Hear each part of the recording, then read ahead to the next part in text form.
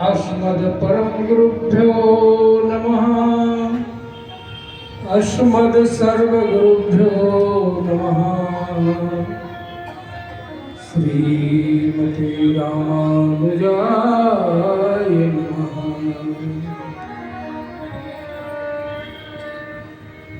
लक्ष्मीनाथ समारंभा नाथया मुनिमध्यमा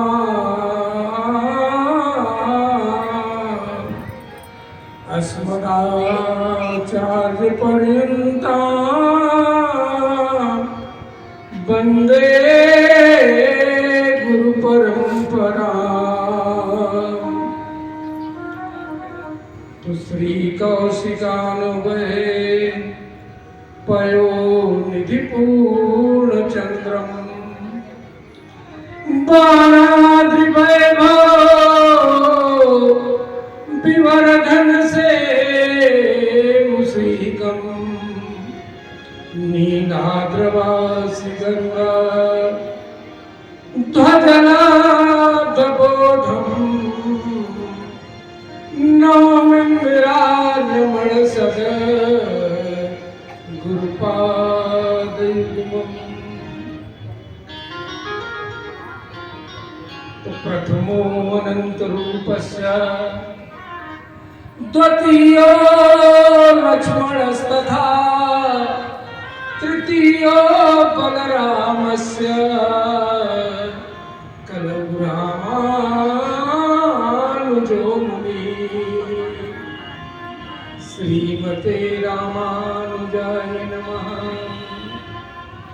तो श्रीमन्नारायण नारायण नारायण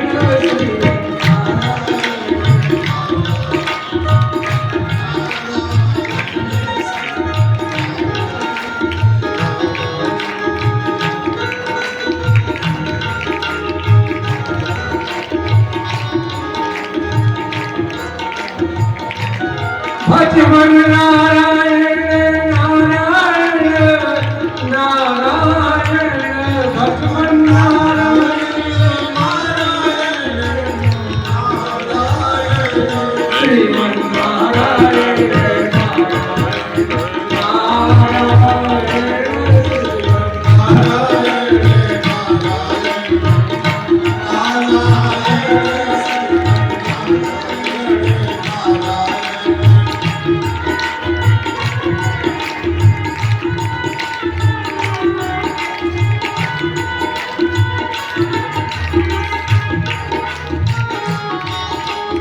गोपी नारायण नारायण नारायण गोपी नारायण नारायण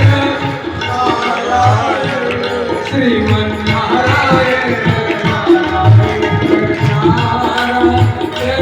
श्रीमन नारायण नारायण बोले लक्ष्मी नारायण भगवान की।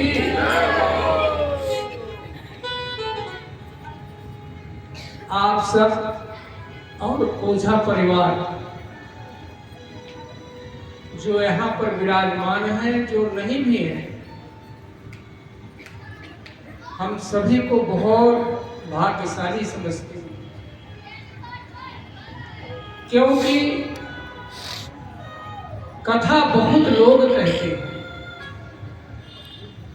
लेकिन श्रीमद्भागवत के महात्म्य में और पद्म पुराण तथा अष्टंग पुराण में जो वर्णन है कि कथा किससे श्रवण करनी चाहिए,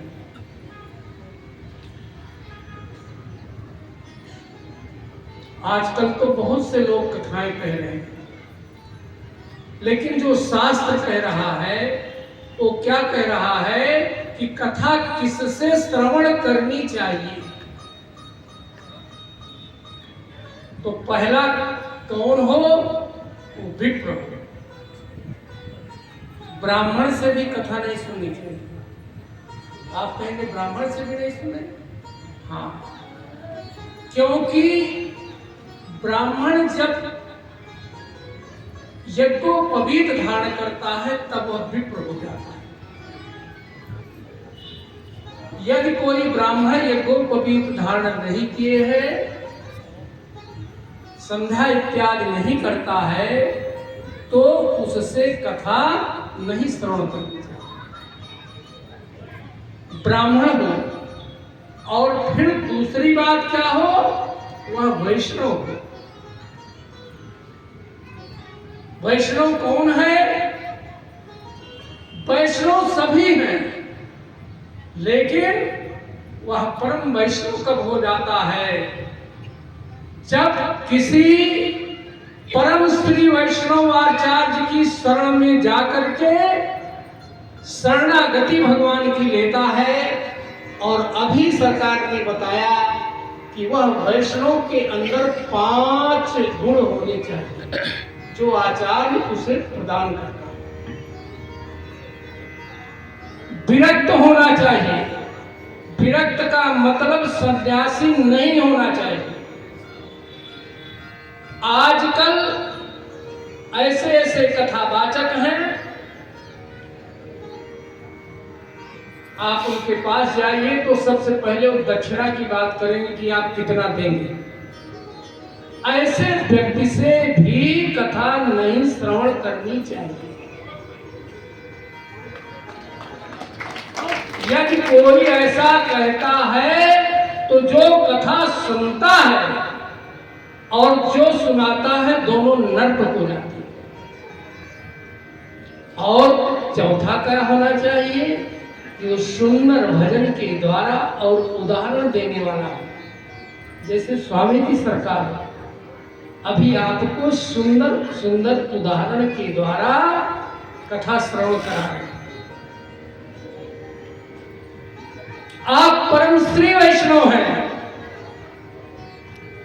आपके गुरुदेव नारायण हमारे उत्तर भारत के वैष्णव के मुकुटमणि परम पूज्य जगत गुरु रामानुजाचार्य श्री श्री 1008 स्वामी श्री राघवाचार्य जी महाराज अयोध्या धाम।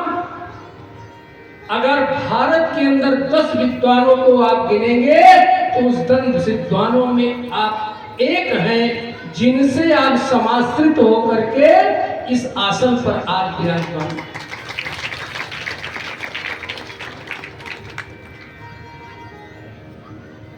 आजकल गुरु, गाय और गोरू ये 3 आपको हर गली में मिल जाएंगे। जहां जाइए वहीं मिल जाएंगे।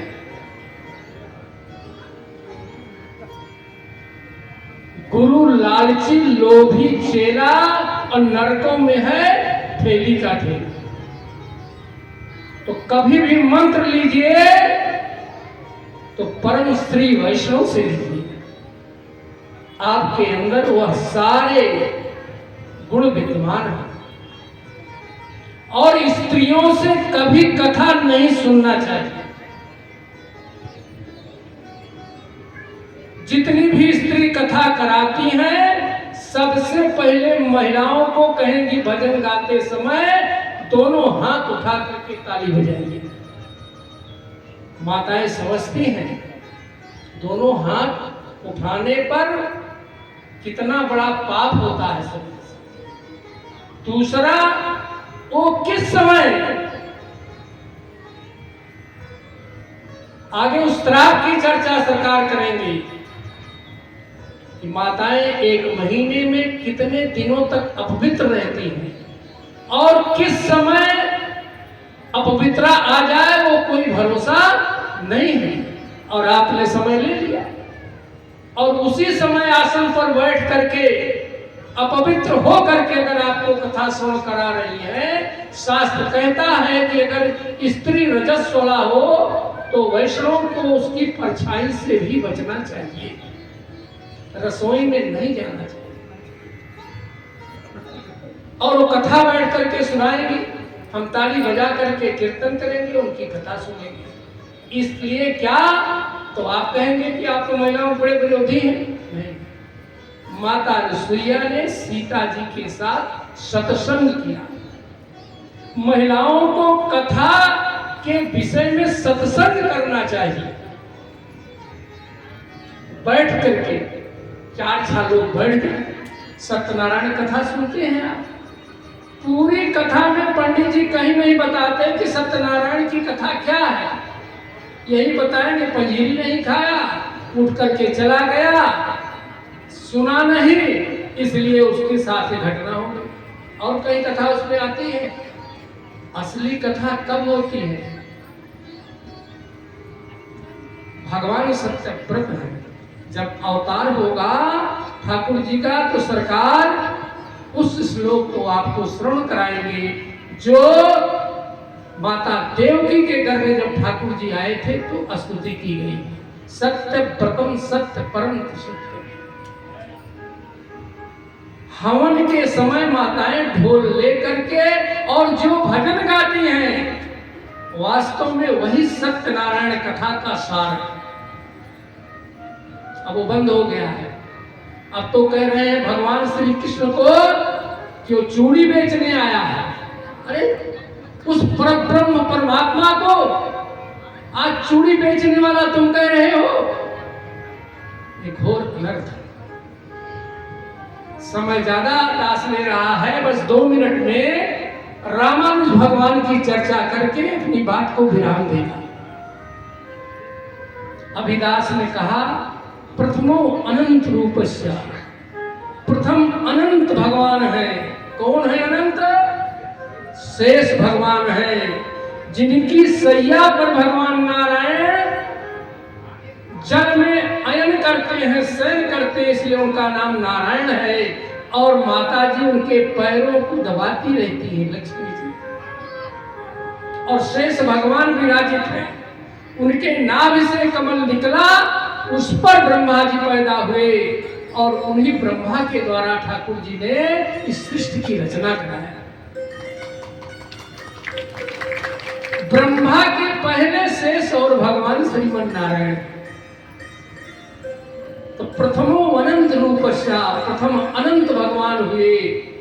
श्रीमद् भागवत में कथा आती है कि एक पृथ्वी जो है शेष भगवान के सिर पर पीली सरसों के समान, इतनी छोटी है पृथ्वी।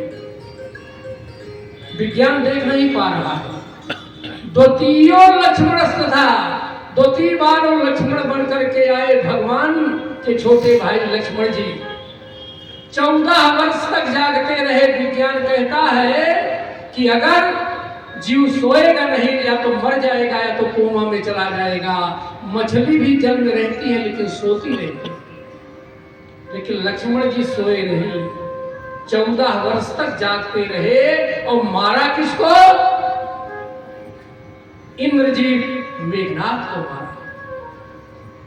और तृतीय बलरामस्या, तृतीय बार बलराम बन के आए। कथा आएगी श्रीमद् भागवत की। माता देवकी के गर्भ में शेष भगवान पधारे। बोले भगवान श्रीमन नारायण से पिछली बार छोटा भाई बन के गया, मैया को बड़ा कष्ट हुआ, जंगल में भटकती रही। रावण को तो ऐसे चल के मार देते, लेकिन आपने बहाना बनाया कि पिताजी का आदेश है, इसलिए जंगल जाएंगे। शेष भगवान पहले बड़े भाई बन करके माता देवकी के गर्भ में आ गए। भगवान श्रीमन नारायण ने योग माया को भेजा और वहां से निकल करके अपनी बड़ी मां रोहिणी, जो वसुदेव की बड़ी पत्नी थी, गोकुल में 7 कोस की दूरी पर इस गर्भ से निकल करके देवकी के रोहिणी के गर्भ में चले। आज विज्ञान टेस्ट ट्यूब के जरिए बालक उत्पन्न कर सकता है, लेकिन किसी माँ के गर्भ में कोई बालक हो तो उसका ऑपरेशन करके, ऑपरेट करके दूसरी माँ के गर्भ में नहीं डाल सकता है। यह विज्ञान को चैलेंज है शेष भगवान का। तृतीय बलरामस्य कलौ रामानुजो मुनि, कलयुग में वही रामानुज स्वामी भगवान बन करके आए। भगवान नारायण दुखी थे। शेष भगवान ने पूछा, प्रभु क्यों दुखी हैं? उन्होंने कहा, लगता है अब वैकुंठ का द्वार बंद होगा, इसलिए हम दुखी हैं। आज्ञा लेकर के शेष भगवान भूतपुरी नामक ग्राम में माता कांतिमती के गर्भ में प्रवेश किए और फिर आपका अवतार हुआ। वही कलयुग में रामानुज स्वामी भगवान बनकर के आए, जिन्होंने यह ऊर्ध्व पुंड तिलक दिया। स्वामी जी सरकार